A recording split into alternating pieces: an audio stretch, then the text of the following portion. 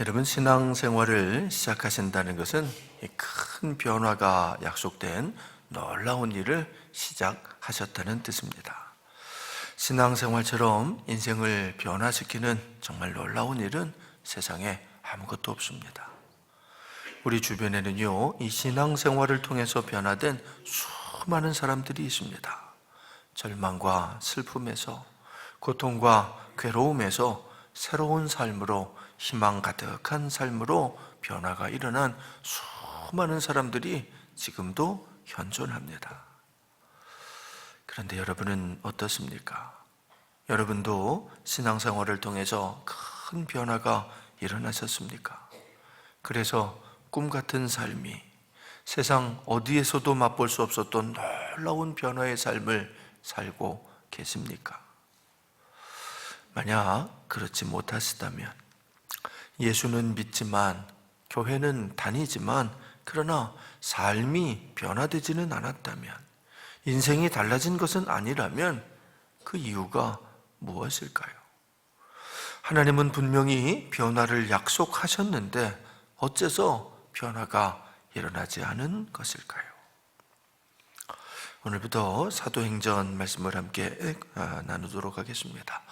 여러분이 사도행전이라는 말은요, 원어로 보면은 그리스어인데 프락세이스, 아포스톨론 이렇게 되어 있습니다.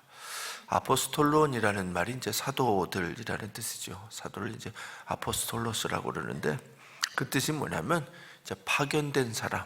왜 우리가 회사에서도 주재원 그리고 이렇게 파견하잖아요. 대사 그러고 이렇게 보내잖아요. 그 뜻이에요. 그러니까 사도라고 하는 거는 대사들처럼 하여튼 보냈다, 사도를 이렇게 보냈다, 보내심을 받았다, 파송받았다 그런 뜻이죠.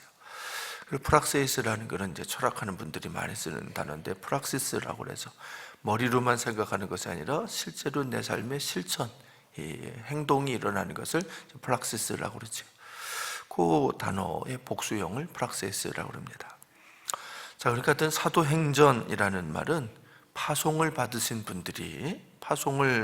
분들이 하신 일들, 실천한 일들, 그런 뜻인 거죠. 여러분, 우리는 뭐 교회만 나오시면 일단은 다 이렇게 성도님 이렇게 불러드립니다만, 원래 성경에는요, 이 믿는 사람들의 종류가 5부류로 이렇게 나눠져 있습니다. 우선은 예수님을 무작정 그냥 따라다니는 사람들이 있습니다. 예수님이 좋아서, 혹은 뭐 예수님이 보여주시는 이 기적들이 너무 신기해서, 그래서 그냥 재미삼아 이렇게 따라다니는 사람들이죠. 그런 사람들은 이제 무리라고 그래요. 원어로 보면 오클로스라고 합니다. 오클로스라는 말은 뭐냐면 이제 군중, 회중, 그러니까 이렇게 많이 모인 사람들이 모여 있는 걸 그냥 오클로스라고 그러는 거죠. 사실 예수님 주변에는요, 이 오클로스 군중들이 제일 많았습니다. 두 번째가 이제 성도입니다. 성도라는 말은 하기오스라는 말의 번역인데, 이건 좀 거룩한 사람, 거룩하다라는 얘기는 무슨 뜻이냐면 다르다, 좀 구별되어 있다, 그런 뜻이 이제 거룩한 거지. 그러니까 이 무리들과는 좀 다른, 그래도 조금 좀 차별된 사람이라, 조금 좀 구별된 사람이다라고 하는 것이 성도 하기오스라는 거죠. 세 번째는 제자입니다. 오늘은 이제 마세테스라는데, 이 마세테스라는 말이나 제자는 번역을 참 잘하는 번역인데, 무슨 뜻이냐면 배우는 사람이라는 뜻이거든요. 그러니까 아직 훈련이 끝나지 않은 사람, 훈련을 받고 있는 사람을 마세테스라는 거고, 예수님의 제자, 12제자 할 때 그 제자라는 얘기는 예수님께 아직 훈련받고 있는 사람들이다, 예수님께 아직 말씀을 배우는 사람들이다, 그런 뜻인 거죠. 그리고 네 번째가 바로 오늘 사도행전 할 때 나오는 그 사도입니다. 아포스톨로스죠. 아포스톨로스는 뭐냐면 그 제자의 단계에서 배움이 다 끝난 사람, 배운 걸 다 마친 사람을 아포스톨로스라고 그러는 거예요. 그러니까 배운 게 다 끝났으니까 보내심을 받는 거죠. 배울 때는 내 곁에 있어야 되는 제자고, 다 배웠으면 아포스톨로스, 그래서 이제는 가라 해서 사도로 파송되는 그런 사람이죠. 여러분, 우리가 복음서, 우리가 뭐 마태복음도 봤고 요한복음까지 봤습니다만, 뭐 복음서에 나오는 모든 그 제자들은 처음엔 다 이 무리에서, 그냥 물고기 잡는 어부들, 예수님 곁에 있었던 사람들, 그런 무리에서 시작했다가 성도가 되고 또 제자가 되고, 마침내 이 배움이 끝나서 12사도, 그럼 그 12명은 다 배웠으니까 이제 보내짐을 받는 사람들이다, 그런 뜻이지요. 하지만 여러분, 이 사도가 다 마지막 끝은 아니에요. 신앙생활의 진짜 마지막 단계, 가장 중요한 최고의 단계는 사도 위에 증인이라는 게 있습니다. 원어로다가 이제 마르투스라고 그러는데요. 여러분, 이 신앙생활 마지막 단계가 증인이다. 참 중요한 의미를 담고 있습니다. 우리가 읽고 있는 이 사도행전은요, 바울의 제자인 의사 누가는 직업이 의사이셨습니다. 그분이 기록한 말씀이에요. 그러니까 누가복음을 기록한 분이 사도행전도 기록했다, 그런 뜻인 거지. 그러니까 성서학자들은 이 누가복음과 사도행전은 원래 한 권의 책이다, 이렇게 생각을 합니다. 누가복음이 전편이고 사도행전이 후편이다라는 거죠. 자, 그러니까 우리가 사도행전을 시작을 하려고 그러면은 누가복음이 어떻게 끝났는가, 누가복음의 맨 마지막 장면이 어떤가, 요거부터 좀 살펴보는 것이 이해를 하는데 훨씬 더 도움이 됩니다. 우리 한번 같이 읽어보죠. 누가복음 맨 마지막 장 24장 44절로 47절까지 있는 말씀을 한번 같이 읽어보도록 하겠습니다. 함께 읽습니다. 시작. 또 이르시되 내가 너희와 함께 있을 때에 너희에게 말한 바 곧 모세의 율법과 선지자의 글과 시편의 나를 가리켜 기록된 모든 것이 이루어져야 하리라 한 말이 이것이라 하시고, 이에 그들의 마음을 열어 성경을 깨닫게 하시고, 또 이르시되 이같이 그리스도가 고난을 받고 제3일에 죽은 자 가운데서 살아날 것과 또 그의 이름으로 죄사함을 받게 하는 회개가 예루살렘에서 시작하여 모든 족속에게 전파될 것이 기록되었으니. 이 말씀은 이제 예수님이 부활하신 다음에 제자들을 모아놓고 하시는 말씀인데, 굉장히 긴 그 본문을 읽었습니다만 무슨 얘기냐면, 그러니까 성경에 예언된 메시아가 바로 예수님이다라고 하는 것, 그리고 그 예수님은 당연히 십자가에 달려 죽으셔야 되고 다시 3일 만에 부활하셔야만 한다는 것, 그리고 마지막으로 예수님의 이름으로 죄사함을 받게 하는 회개가 예루살렘에서부터 시작해서 모든 족속에게, 온 세상에게로 이렇게 전파될 것이다. 예수님이 이제 당신에 대해서 가르쳐 주는 거죠. 예수님이 메시아라는 것, 예수님의 사명이 십자가에 달렸다가 다시 부활하시는 것이라는 것, 그리고 그 예수님에 대한 것, 예수님의 이름으로 주는 회개의 세례가 이제 온 세상으로 퍼져나갈 것이다 라고 하는 것을 마지막으로 제자들에게 가르쳐 주시는 그런 말씀입니다. 자, 그런데 중요한 거는요, 그런 말씀을 다 하시고는 제자들에게 이렇게 말씀하셨다는 거예요. 사실 이 말씀이 제일 중요한 건데, 누가복음 24장 48절 말씀입니다. 우리 48절 말씀을 한번 같이 읽겠습니다. 시작. 너희는 이 모든 일의 증인이라. 그러니까 이 제자들을 놓고서 너희들이 이 모든 일에, 예수님이 메시아이시고 십자가에 달려 죽으셨다, 다시 살아나시고, 하여튼 예수님에 관한 모든 일들을, 예수님의 이름으로 죄사함을 받는 그 회개의 역사가 온 세상에 전파되어야 될 그 일의 증인이 바로 너희들이다, 그런 말씀이에요. 여러분, 그런데요, 이 증인이라는 말은요, 그 원어로 보면 순교자라는 말과 같은 단어예요. 똑같이 마르투스라는 말을 씁니다.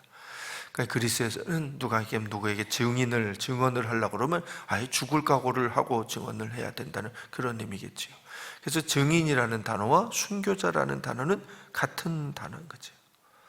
자, 그러니까 신앙생활의 마지막 단계가 증인이다라고 하는 것은 아주 중요한 의미를 담고 있는 거지요. 무리에서 성도가 되고, 성도는 제자가 되고, 제자는 사도가 되고, 그리고 그 사도는 마침내 증인이 돼야 한다는 것입니다. 사랑하는 성도 여러분, 여러분은 어떤 단계에 속해 계십니까? 아직은 별다른 확신이 없이 그냥 재미삼아서 사람들을 따라서 교회만 나오는 그런 무리, 곧 군중이십니까? 그래도 세상과는 좀 구별된 삶을 사는 거룩한 사람들, 성도들이십니까? 말씀에 대한 확신을 가지고 차근차근 말씀을 배워나가는 중인 제자이십니까? 아니면 이제는 정말 뭐 배울 만큼은 다 배워서 세상에 파송을 받은, 세상에 보내심을 받은 사도들이 있습니까? 더 나아가서 그리스도의 확실한 증인이 되어서 죽음조차도 막을 수 없는 예수님의 증인, 곧 순교자이십니까? 신앙생활의 진정한 기쁨은 이렇게 우리가 한 단계씩 한 단계씩 변해가는 것에 있습니다. 날마다 새로워지는 거지요. 우리는 성도가 되고, 성도는 제자가 되고, 제자는 사도가 되고, 사도는 증인이 되는 것입니다. 여러분, 우리 복음서, 우리 마태복음이든 뭐 누가복음, 요한복음 다 마찬가지인데, 이 복음서는 무리가 성도로, 그리고 성도가 제자로, 그리고 제자가 마침내 사도가 되는 이야기입니다. 예수님을 만나서 물고기나 잡던 어부들이 사람을 낚는 어부로 차근차근 변해가는 이야기인 거지요. 오늘부터 읽는 이 사도행전은 그 사도들이 증인이 되는 이야기입니다. 그러니까 예수님에 대해서 확실하게 알게 된 이 사람들이, 이 사도들이 사도에서 증인으로 변화되는 이야기, 그것이 이제 우리가 읽을 사도행전이라는 거죠. 이 복음서의 핵심은 예수님이지요. 예수님에 대해 알려주는 말씀이 복음서입니다. 예수님을 만나고 예수님을 알아가는 이야기입니다. 예수님을 알아야 우리가 성도가 되고, 성도가 제자가 되고, 또 사도가 될 수 있기 때문이지요. 여러분, 그렇습니다. 예수님만 잘 알면, 예수님에 대해서 제대로만 알면 무리에서 성도도 제자도 또 사도도 될 수 있죠. 그래서 하여튼 무리에서부터 사도가 되는 것까지는 지식의 문제입니다. 예수님에 대해서 얼마나 제대로 확실하게 알고 있는가, 그 지식의 문제, 아는 문제인 거죠. 하지만 증인이 되는 것은 전혀 다른 이야기입니다. 증인이 된다, 이거는 머리로 아는 지식만으로는 안 되기 때문입니다. 예수님에 대해서 머리로만 알아서는 절대로 증인이 될 수가 없다는 거지요. 여러분은 증인이 되셨습니까? 증인이 되지를 못하면 주변을 변화시키지를 못합니다. 많은 성도들이요, 예수님은 믿지만 또 말씀도 믿고 성경도 잘 알지만 그러나 변화된 삶을 살지는 못합니다. 예수는 믿지만 인생이 새로워지지도 못하고 가정이 변화되지도 못하는 거지요. 왜 그럴까요? 분명히 성경에는 주 예수를 믿으라, 그리하면 너와 네 집이 구원을 받으리라 라고 약속되어 있는데 어째서 가정 구원이 이루어지지 않는 것일까요? 뿐만 아니라 나를 따라오라, 내가 너희를 사람을 낚는 어부가 되게 하리라, 예수님 분명히 약속하셨는데 어째서 사람들을 구원시키지도 못하고 힘없이 나약한 신앙생활을 하는 것일까요? 아직 증인이 되지 못했기 때문입니다. 예수님을 증거하는 증인이, 세상의 빛과 소금이, 사람을 낚는 어부가 아직 되지 못한 거지요. 이 제자들도 그랬습니다. 여러분, 제자들은요, 예수님의 부르심을 받은 사람들이었죠. 그래서 물고기 잡는 어부로 살다가 사람을 낚는 어부가 되게 해주신다는 그 약속을 믿고 예수님을 따라 나선 사람들입니다. 그들은 예수님을 통해서 말씀을 차근차근 배워나갔습니다. 예수님은 그들을 정말 잘 가르쳐 주셨습니다. 때로는 놀라운 이적까지 막 보여주시면서 그들로 하여금 성경이 깨달아지고 성경이 믿어지게 해주셨습니다. 그 무리들을 부르셔서 성도가 되게 해주시고 그들을 제자가 되게 해주신 거지요. 이 제자가 되는 것까지는 큰 어려움 없이 잘 따라왔습니다. 하지만 제자에서 사도가 되기 위해서는 시험을 치러야 돼요. 시험에 통과해야 하는 거지요. 여러분, 성경의 가장 핵심적인 시험은 십자가라는 시험입니다. 그 십자가라는 어려운 시험을 통과해야 비로소 제자들이 사도가 될 수 있는 거지요. 그런데 여러분 잘 아시다시피 이 12 제자들은 모두가 다 그 시험에서 낙방했습니다. 모든 제자들이 다 십자가 앞에서 도망쳐버리고 말았던 거지요. 가장 기대를 모았던 수제자 베드로까지도 예수님을 3번이나 부인하면서 그 시험에 떨어졌습니다. 심지어 가룟 유다는 십자가 앞에서 예수님을 은전 30냥에 팔아넘기기까지 했습니다. 아무튼 모든 제자들이 전부가 다 그 시험에 떨어졌습니다. 그래서 낙심하고, 그래서 절망하고 도로 다 갈릴리로 돌아가서 에이, 물고기 잡는 어부로 돌아가자, 무리로, 군중으로 돌아가자, 이렇게 된 겁니다. 우리 지난 시간에도 살펴봤습니다만, 그랬더니 예수님께서 부활하신 예수님께서 그런 그들을 찾아가셨죠. 실패하고 낙심해 있는 제자들을, 시험에 떨어져서 사도가 될 수 없는 그들을 찾아오신 것입니다. 근데 여러분, 참 놀라운 것은, 정말 놀라운 일인데, 그 부끄러움이, 그 수치가 오히려 그들을 사도로 변화되게 만들었다는 것입니다. 정말 놀라운 일이에요.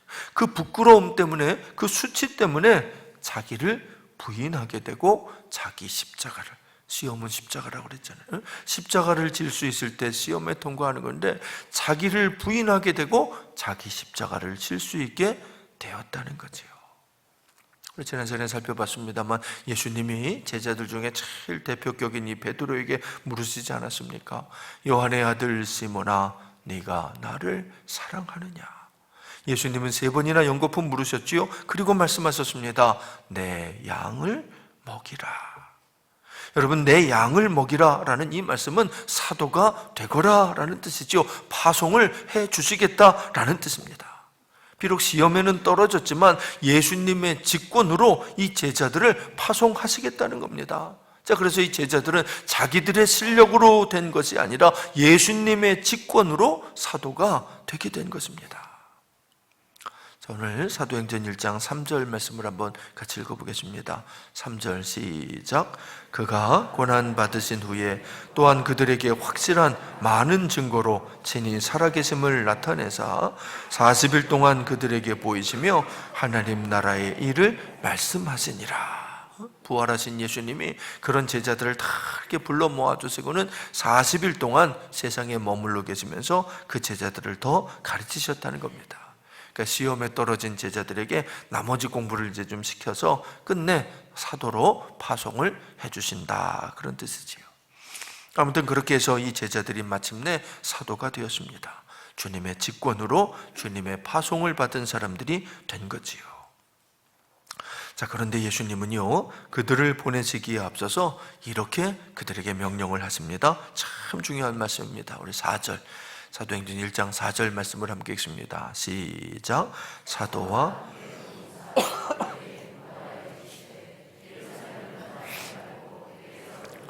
아버지께서 약속하신 것을 기다리라. 여러분, 일단 예수님은 그들을 예루살렘으로 다시 불러 모으셨습니다. 그 예루살렘이 어떤 곳입니까? 그들이 시험에 떨어진 곳이지요. 무서워서 도망쳤던 그곳으로, 실패하고 좌절했던 그 예루살렘, 그런데 그 예루살렘으로 그들을 다시 다 부르신 겁니다. 그리고는 그곳을 떠나지 말라고, 그 자리에 머물러 있으면서 약속하신 것을, 하나님께서 약속하신 것을 기다리라고 하십니다. 여러분, 예수님은 제자들에게 무엇을 기다리라고 하시는 것일까요? 바로 성령님입니다. 그렇습니다. 성령님을 기다리라고, 예루살렘을 떠나지 말고 여기서 성령님을 기다리라고 명령하시는 겁니다. 자, 우리 5절 말씀도 함께 읽겠습니다. 5절 시작. 요한은 성령으로 세례를 받으리라 하셨니라. 여러분이 세례를 받는 것은 새 사람으로 변화시켜주는 예식에 참여하는 거지요. 죄로 물든 우리 인생을 거룩한 물로 정결하게 씻어주는 참 중요한 예식입니다. 하지만 세례는 물로 받는 것이기 때문에 그 세례만 가지고는 우리의 영혼까지 깨끗하게 새롭게 될 수가 없습니다. 영혼은 오직 성령님만이 새롭게 변화시켜 주실 수가 있기 때문인 거지요. 물세례는 우리들의 모든 죄를 깨끗하게 씻어주는 참 거룩한 예식입니다. 그러나 성령 세례는 우리들의 영혼을 새롭게 변화시켜 주시는 더욱 놀라운 예식이지요. 그 성령님을, 바로 그 성령님을 기다리라고 하시는 것입니다. 자, 그런데 이 제자들은요, 예수님이 예루살렘을 떠나지 말라고 하시니까 아주 엉뚱한 생각을 합니다. 자, 우리 6절 말씀을 함께 읽어봅니다. 6절 시작. 그들이 모였을 때 예수께 여쭈어 이르되 주께서 이스라엘 나라를 회복하심이 이때니까 하네. 예? 여러분, 이 제자들은 아직도 이 미련을 버리지를 못하는 거예요. 야, 예수님이 막 부활을 하시고 그들을 예루살렘으로 다 모아들이시고, 야, 예수님이 이제부터 진짜 본격적으로 좀 나라를 개혁하실래나 보다, 이제 드디어 이 이스라엘을 어떻게 바꾸실래나 보다, 이렇게 생각을 하는 거죠. 여전히 하나님의 나라가 아니라 자신들의 나라를 꿈꾸고 있는 겁니다. 여러분, 혹시 이 모습이 우리들의 모습은 아닙니까? 하나님의 뜻이 이루어지는 하나님의 나라가 아니라 내 뜻이 이루어지는 내 나라를 이루려고 하고 있는 것은 아닙니까? 여전히 자기를 부인하지 못하고 오히려 자기를 주장하면서 내 뜻을, 자신들의 뜻을 이루려고 하고 있는 것은 아닙니까? 그런 제자들에게 예수님은 아주 단호하게 말씀하십니다. 자, 우리 7절입니다. 7절 함께 읽습니다. 시작. 이르시되 때와 시기는 아버지께서 자기의 권한에 두셨으니 너희가 알 바 아니요. 그건 제자들이 알 바가 아니라고 하십니다. 그런 건 알려고 하지도 말라는 말씀인 거지요. 이스라엘이 언제 어떻게 회복될 것인지는 그건 다 하나님 권한에 속한 것이라고 말씀하십니다. 여러분, 이스라엘은 분명 회복이 될 것입니다. 하지만 그날은, 그때와 그 시기는 오직 하나님께 속한 것입니다. 지금 이 제자들에게 중요한 것은 예수님의 증인이 되는 것입니다. 자, 우리 8절, 정말 중요한 요절이죠. 참 중요한 말씀입니다. 함께 읽습니다. 시작. 오직 성령이 너희에게 임하시면 너희가 권능을 받고 예루살렘과 온 유대와 사마리아와 땅끝까지 이르러 내 증인이 되리라 하시니라. 드디어 나왔습니다. 증인. 제자들에게 예수님이 내 증인이 되리라, 내 증인이 될 것이다 라고 말씀하십니다. 신앙생활의 그 최종 단계가 드디어 이 제자들에게 선언되고 있는 것이지요. 여러분, 그런데 예수님은 그 전제 조건으로 오직 성령이 너희에게 임하시면 이라고 말씀하셨습니다. 성령이 임하셔야만, 성령 세례를 받아야만 예수님의 증인이 될 수 있다는 말씀인 거죠. 왜냐하면 성령이 임하셔야만 권능을 받을 것이기 때문이라고 하십니다. 여러분, 이 권능, 오늘은 듀나미스라고 하는 것인데 능력이라는 뜻입니다. 영어 성경에서는 그냥 파워, 힘이라고 번역을 했습니다. 왜 이 제자들이 세상을 변화시키지 못했을까요? 왜 십자가 앞에서 그렇게 겁을 먹고 도망을 쳤던 것일까요? 사실은 그 모습이 우리들의 모습인지도 모르지요. 세상을 변화시켜내지도 못하고 오히려 세상을 두려워하고 있는 그 모습 말입니다. 왜 그럴까요?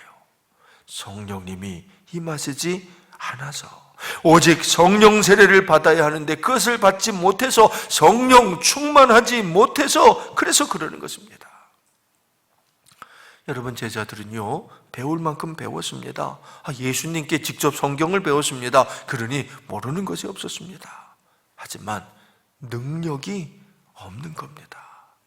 능력이 없으니까 두려워 떠는 것이지요. 두려워서 도망칠 수밖에 없었던 것입니다. 그런데 그런 제자들에게 예수님은 성령을 받으라고, 예수님은 성령을 기다리라고, 예루살렘을 떠나지 말고 두려움과 공포로 떨었던 그 예루살렘, 도망쳤던 그 예루살렘을 다시는 도망치지 말고 그 자리에서 약속하신 성령을 기다리라고 하십니다.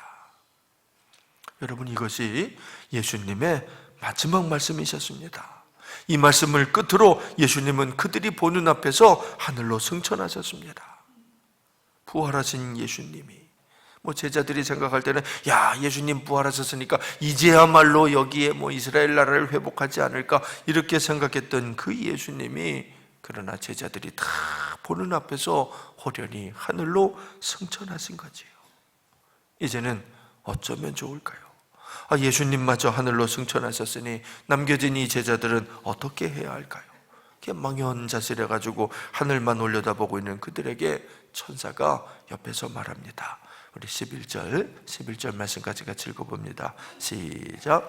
이르되 갈릴리 사람들아 어찌하여 서서 하늘을 쳐다보느냐 너희 가운데서 하늘로 올려지신 이 예수는 하늘로 가심을 본 그대로 오시리라 하였느니라.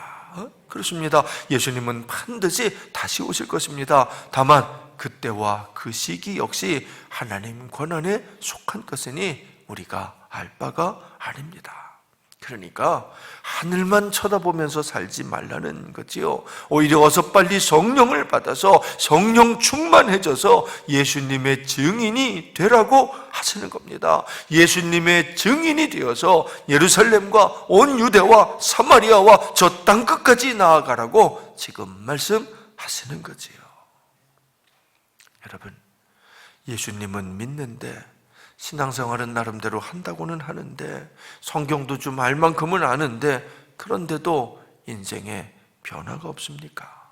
예수님도 믿고 성경도 믿고 말씀에 순종하려고 열심히 노력도 하는데 그런데 주변을 변화시킬 수가 없습니까? 왜 그럴까요? 어째서 예수님을 믿는데도 변화가 일어나지 않는 것일까요? 권능이 없어서 그러는 겁니다. 능력이 없어서 그러는 겁니다. 그러니까 세상을 변화시킬 수가 없는 것입니다. 여러분, 오늘부터 우리가 살펴볼 이 사도행전은 바로 그 권능을 받는 이야기입니다. 성령님을 통해서 하나님이 약속하신 그 능력을, 예수님이 약속하신 그 권능을 받는 이야기입니다. 그 능력으로 삶이 변하는 이야기입니다. 그 능력으로 주변이 변하는 이야기입니다. 그 능력으로 세상을 변화시키는 정말 놀라운 이야기가 사도행전 이 말씀입니다. 오직 성령이 너희에게 임하시면 너희가 권능을 받고 예루살렘과 온 유대와 사마리아와 땅끝까지 이르러 내 증인이, 예수님의 증인이 되리라. 여러분, 예수님의 이 마지막 말씀을 꼭 기억하셔야 됩니다. 이 모든 말씀은 성령님이 오시면 됩니다. 성령님이 임하시면 여러분의 인생도 여러분의 영혼도 성령 세례를 받습니다. 그러면 모든 것이 새롭게 변화됩니다. 그러나 그것은 내가 하는 것이 아니고 성령님께서 해주시는 것입니다. 여러분, 무리에서 성도가 되고 성도에서 제자가 되는 건 그건 내가 해야 돼요. 내가 열심히 해야 되는 겁니다. 물론 우선은 예수님이 이렇게 불러주셔야만 되겠습니다만 여러분이 다 예수님이 부르셨으니까 이 자리에 있는 줄로 믿습니다. 자, 그러니까 무리에 계시는 분들은 성도가 되십시오. 성도는 제자가 되십시오. 그러기 위해서 부지런히 말씀을 배우십시오. 그래서 그 말씀을 믿는 믿음의 사람이 되십시오. 하지만 제자에서 사도가 되는 것은 그건 예수님이 해주셔야 됩니다. 예수님이 어떤 사람을 제자에서 사도로 만들어 주실까요? 자기를 부인하고 자기 십자가를 칠 수 있는 사람, 그 사람은 그때 사도로 보내실 것입니다. 그런데 진정한 사도, 능력 있는 증인이 되는 것은, 세상을 변화시키는 그 권능은 성령님께서 주시는 겁니다. 성령님이 임하실 때 그때 그 능력이 나타나는 거지요. 중요한 건 예루살렘을 떠나지 말고, 그래요, 신앙의 자리, 믿음의 자리를 떠나지 말고 아무리 힘들어도 아무리 어려워도 참아내고 견뎌내면서 이 자리를 지켜내셔야 한다는 것입니다. 이 자리에서 기다리십시오. 약속하신 성령님을 끝까지 기다리십시오. 성령님이 오시면 됩니다. 그러면 모든 것이 변화되는 능력의 삶이 여러분에게도 펼쳐질 것입니다. 이 말씀을 믿으시고 이 믿음으로 기다리십시오. 그래서 여러분 모두가 반드시 성령 충만한 예수님의, 예수 그리스도의 증인들이 되시기를 주님의 이름으로 축원드립니다. 우리 함께 기도하겠습니다.